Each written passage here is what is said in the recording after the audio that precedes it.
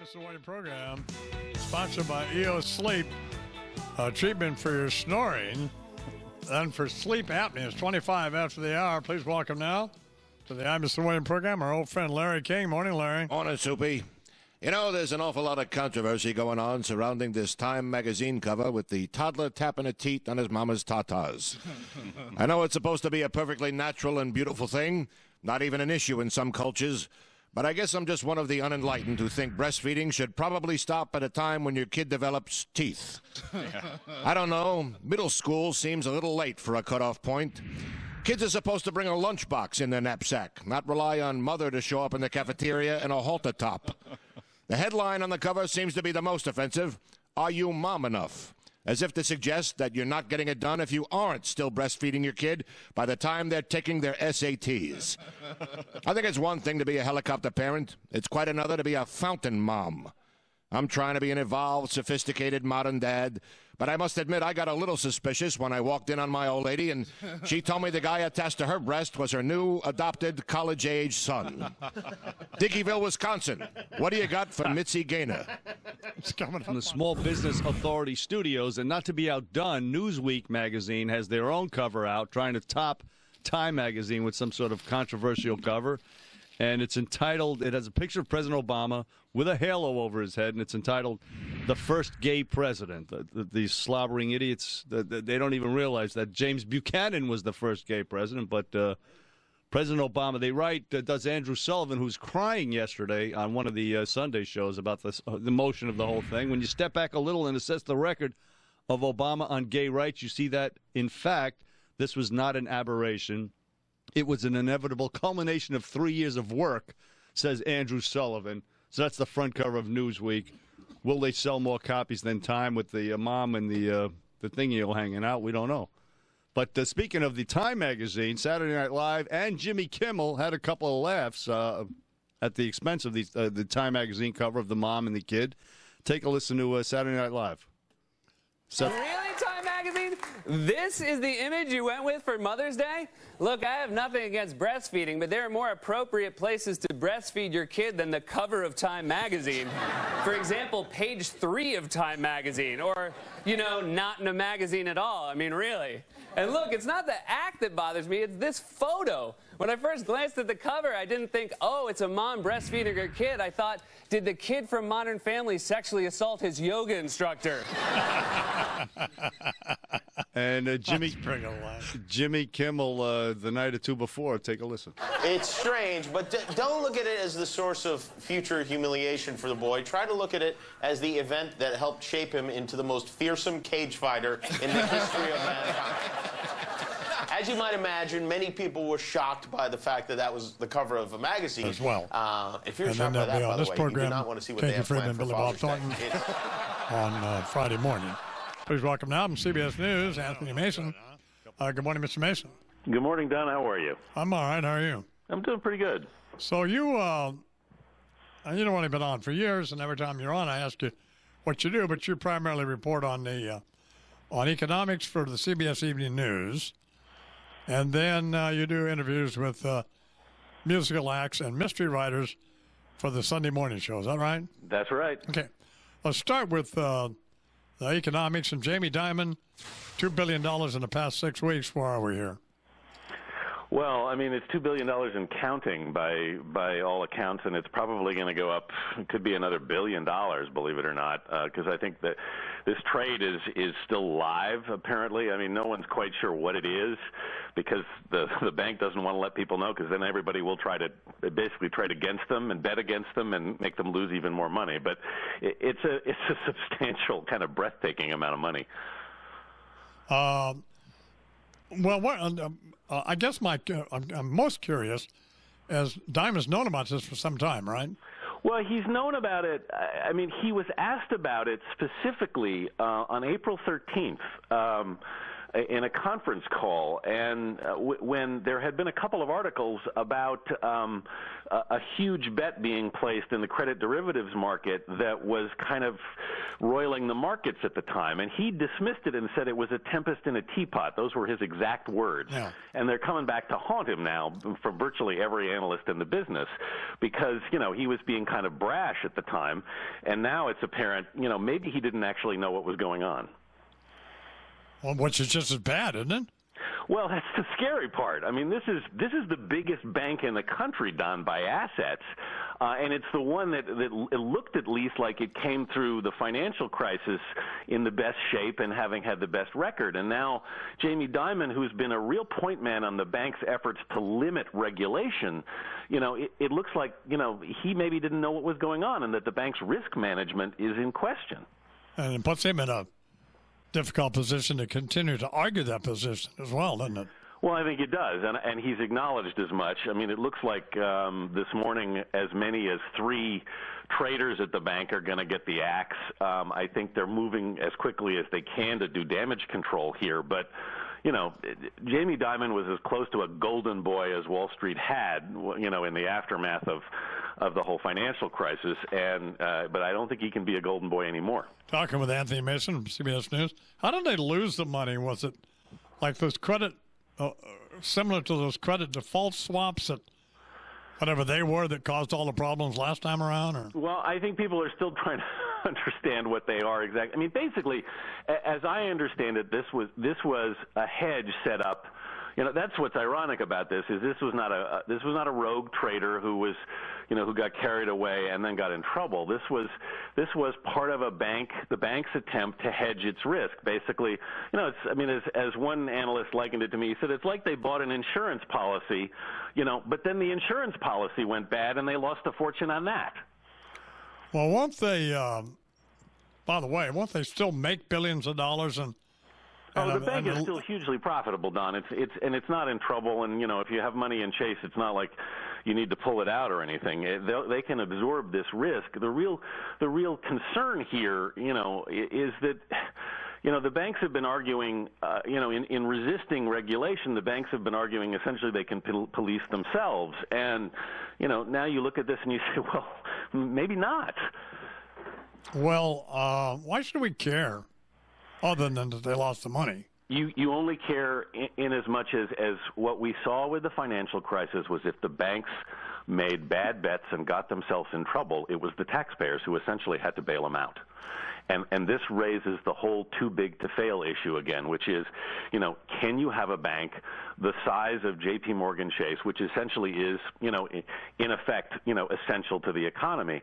Do we need more regulation on those companies so they don't take risks that ultimately threaten themselves and threaten us as taxpayers?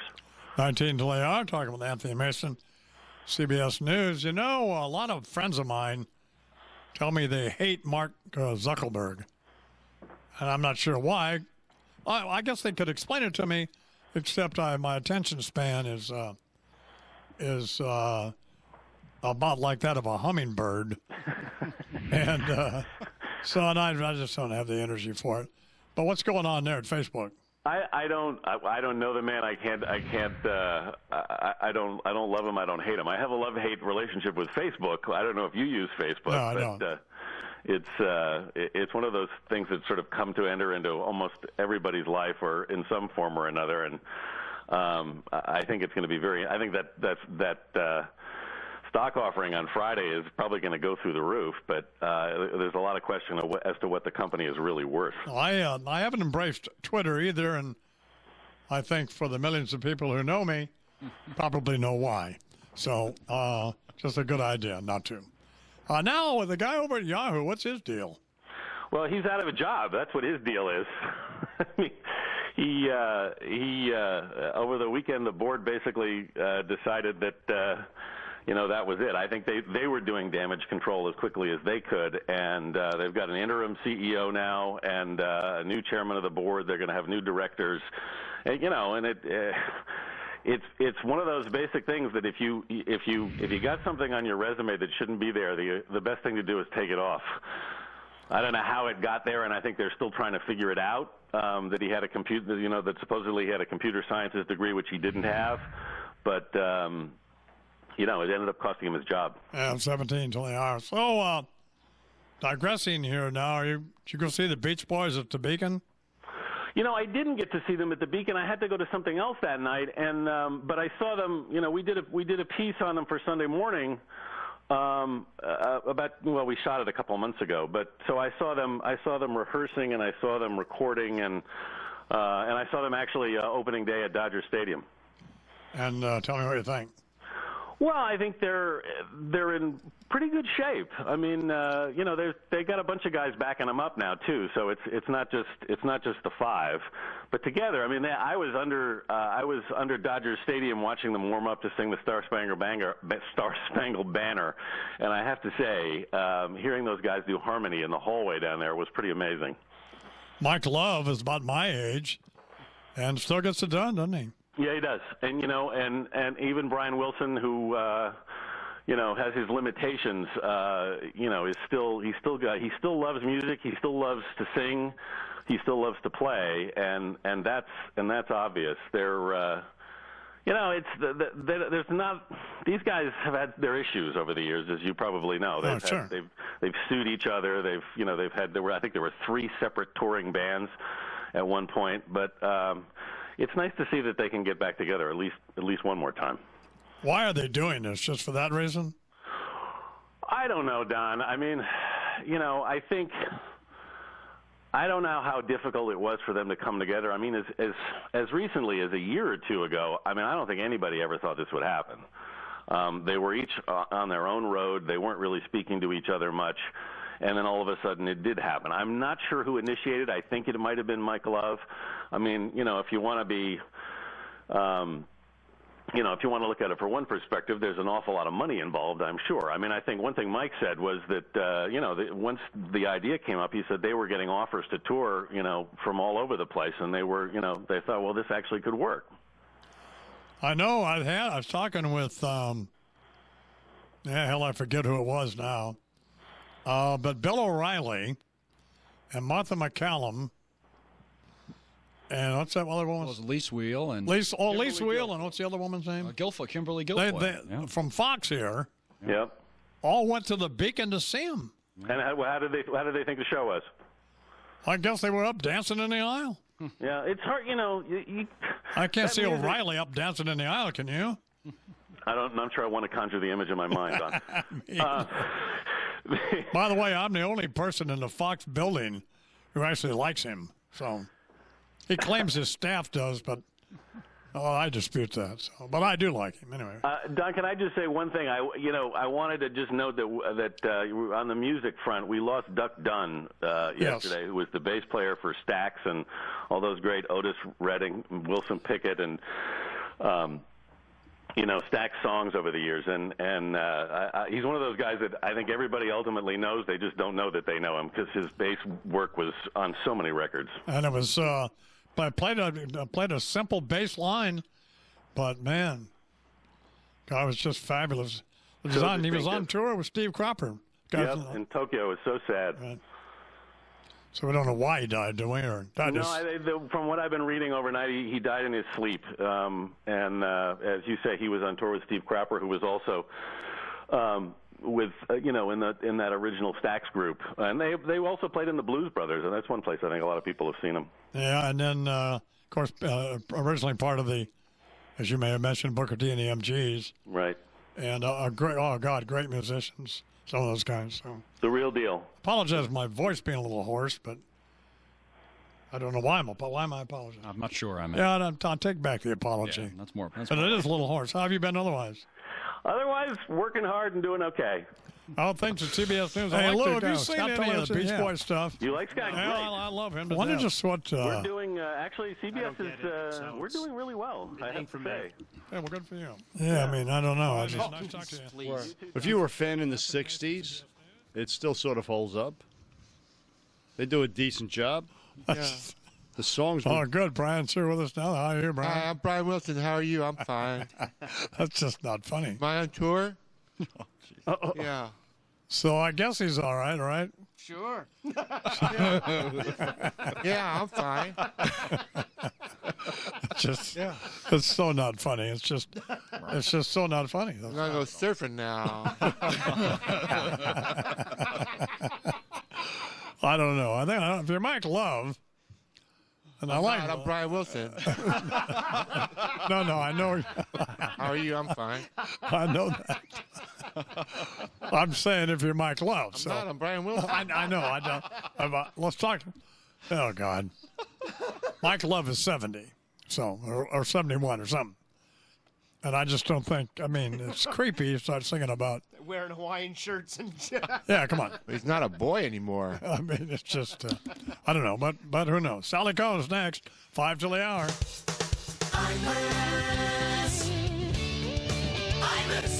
Imus in the morning.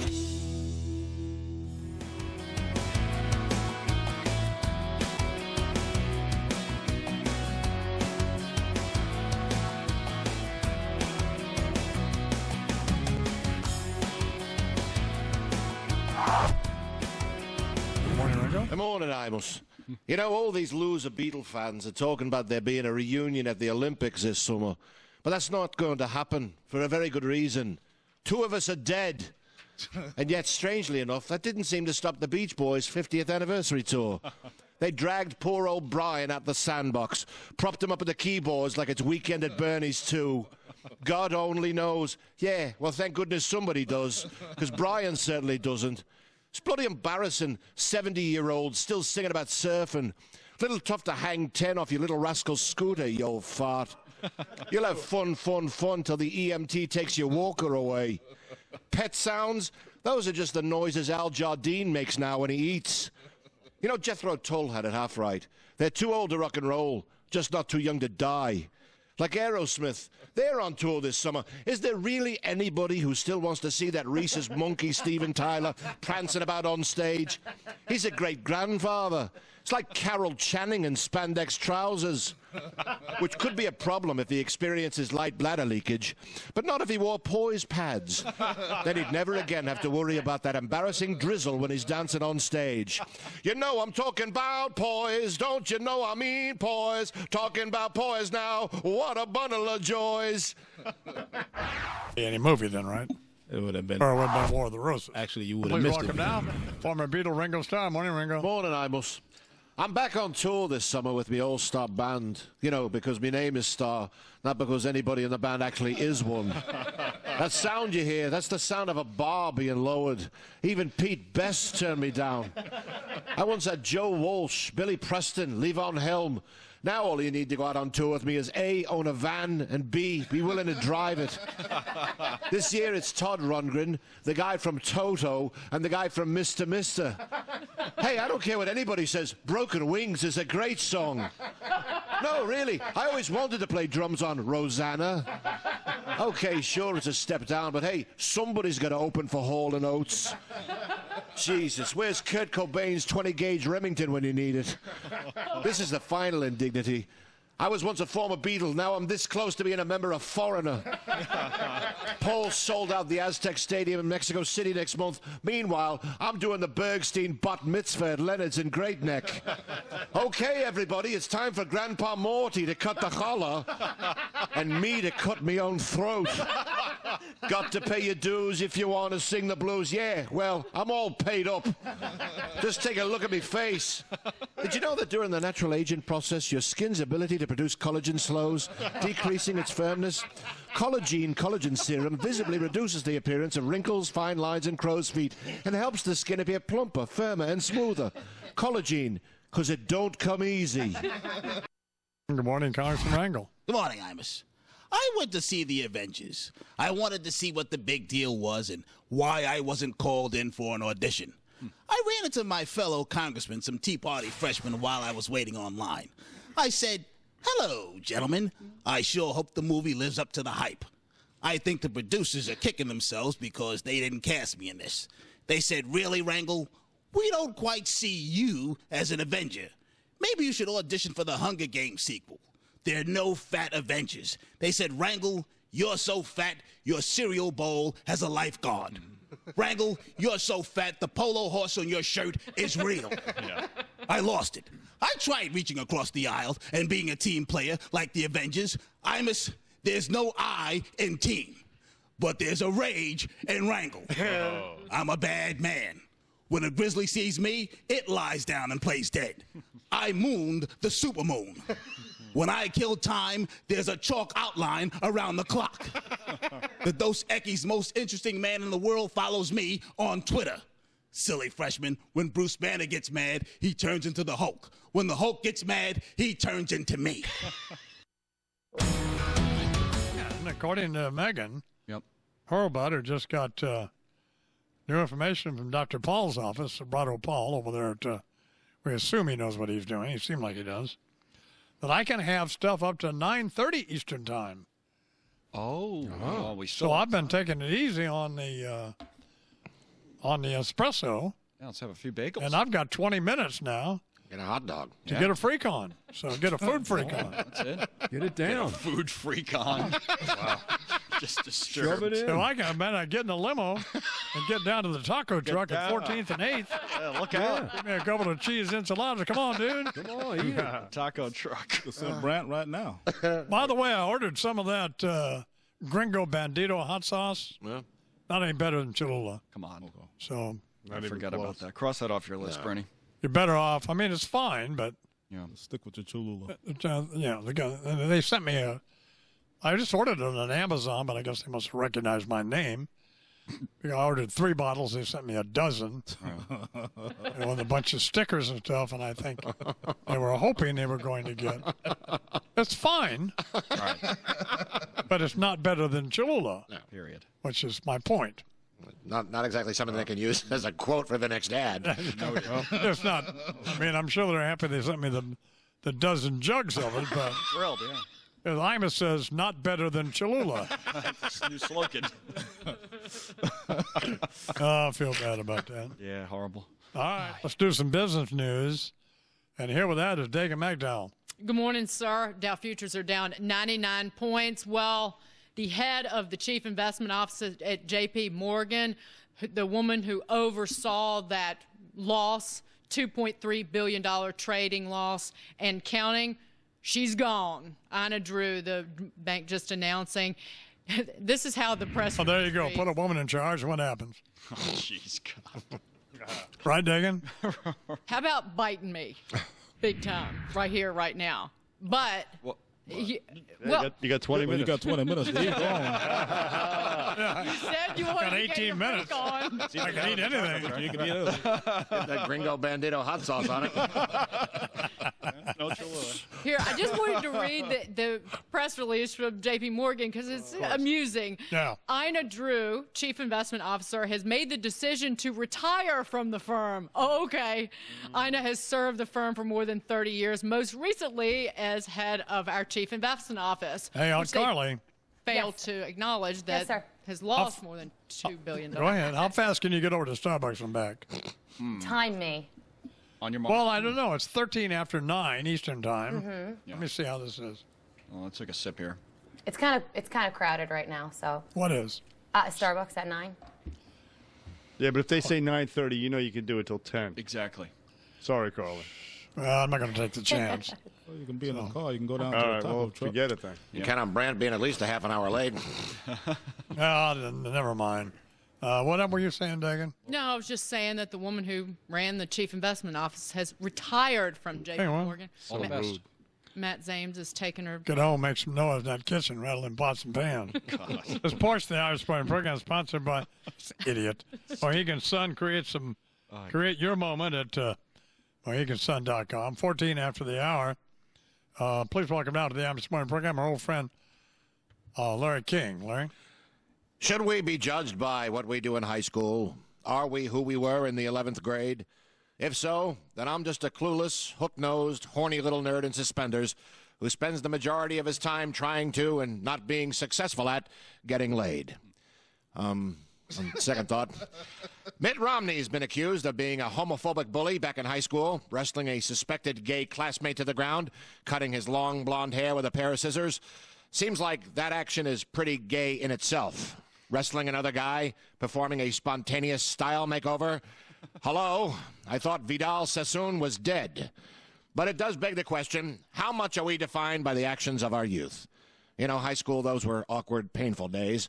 When I was a freshman, I used to get the crap beaten out of me for my lunch money every afternoon until finally, one day during my sophomore year, I figured out maybe I should just brown bag it from now on. Being the captain of the debate team instead of the star quarterback on the varsity football team certainly shaped me for my later life as a clueless, hook-nosed, horny little nerd in suspenders who gets laid at least twice a year. His birthday and Purim.